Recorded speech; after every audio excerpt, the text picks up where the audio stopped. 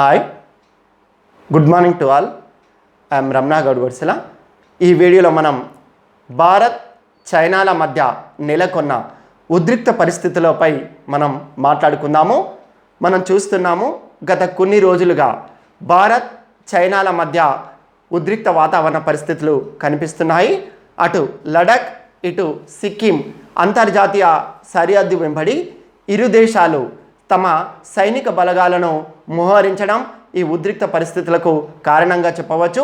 మరి ఇరు దేశాల మధ్య ఈ ఉద్రిక్త పరిస్థితులకు బీజం ఎక్కడ పడిందో మనం ఒకసారి పరిశీలించినట్లయితే మనకు మే 5వ తేదీన మనకు లడఖ్ అనేది మనందరికీ తెలుసు.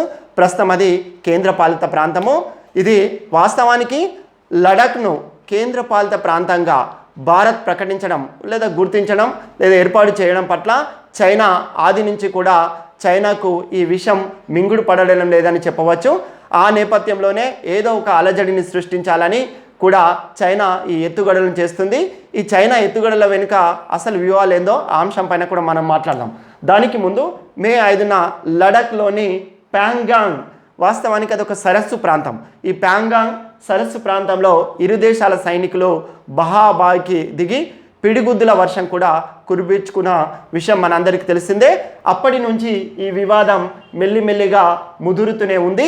ఈ నేపథ్యంలోనే ఈ చైనా వాస్తవానికి గతంలో కేవలం సరిహద్దుల వెంబడినే తమ సైనిక బలగాలను మోహరించేది.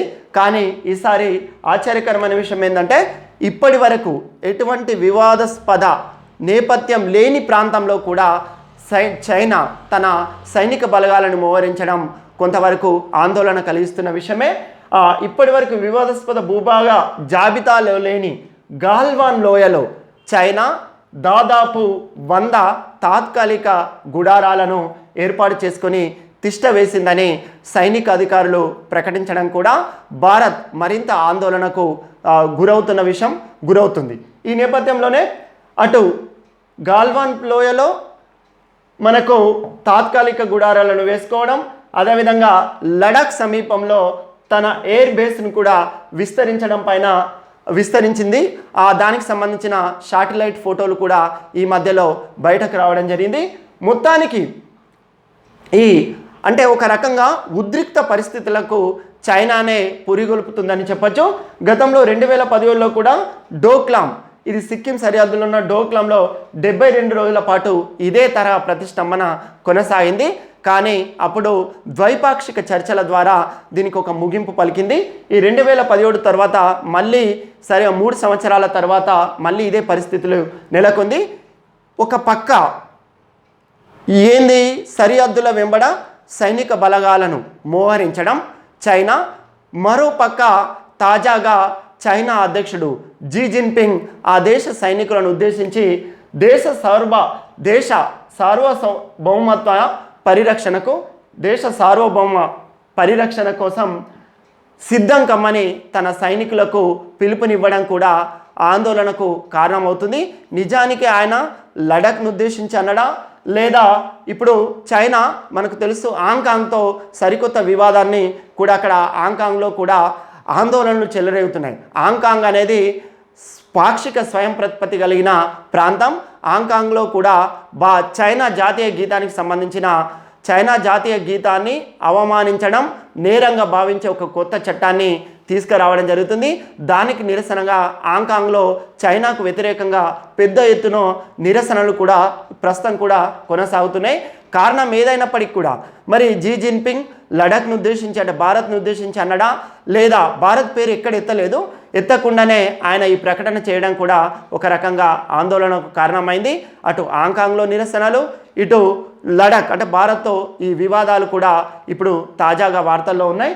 ముఖ్యంగా నిజానికి ఆయన గతంలో డోక్లాం సరిహద్దు వివాదంలో కూడా ఆయన ఈ మాటలు అనలేడు జిన్పింగ్. కానీ ఈ సందర్భంగా ఆయన అనడం కూడా మనకు కొత్త వివాదానికి తెరదీసిందని చెప్పవచ్చు. మరి నిజానికి చైనా ఇవన్నీ ఎందుకు చేస్తుంది? ఉద్దేశపూర్వకంగా చేస్తుందా అంటే ఉద్దేశపూర్వకంగానే చేస్తుందనే విషయం మనకు అర్థమవుతుంది కొంతవరకు. ఎందుకంటే ఇప్పుడు మనకు తెలుసు కరోనా విషయంలో చైనాను ప్రపంచ దేశాలన్నీ టార్గెట్గా విధించడం కూడా ఒక కారణం. అంటే మెల్లగా ఈ వార్తను లేదా ఈ టాక్ను పక్కదారి పట్టించడం కూడా లేదా భారత్ పట్ల అక్కస్సును కూడా కక్కడం కూడా ఒక కారణం కావచ్చు. అంటే ముఖ్యంగా ఈ కరోనా విషయంలో మనకు ప్రపంచంలో చాలా దేశాలకు ఇప్పటికీ కూడా ఒక అనుమానం ఉంది. అంటే ఈ కరోనా నిజంగా ఇది ల్యాబ్లోనే ఈ వైరస్ సృష్టించబడ్డదా, సహజంగానే జంతువుల నుండి మానవులకు వచ్చిందా? దాని నేపథ్యంలోనే వరల్డ్ హెల్త్ ఆర్గనైజేషన్ పైన ఒత్తిడి తేవడం, ఒత్తిడితో పాటు అంటే ఈ కరోనా పుట్టుక వ్యాప్తిపై సమగ్ర దర్యాప్తు కొనసాగించాలని ఒత్తిడి తేవడం, దానికి భారత్ కూడా మద్దతు పలకడం, అదేవిధంగా భారత్ ఆరోపిస్తున్న దానికి ఒక రకంగా అమెరికా కూడా మద్దతు తెలపడం కూడా చైనాకు మింగుడు పడతలేదని చెప్పవచ్చు. అది ఒక కారణం. అదేవిధంగా ఇటీవల భారత్ ప్రకటించిన కొత్త ఆర్థిక విధానం అంటే విదేశీ ప్రత్యక్ష పెట్టుబడులపైన భారతదేశం ప్రత్యేక దృష్టిని నెలకొల్పడం జరిగింది. కారణం ఏంటంటే ఇప్పటికే అమెరికా అధ్యక్షుడు డొనాల్డ్ ట్రంప్ తన చాలా కంపెనీలకు మీరు చైనా నుండి బయటకు రావాలని ఒక అల్టిమేటం, ఒక ప్రకటన కూడా జారీ చేయడం జరిగింది.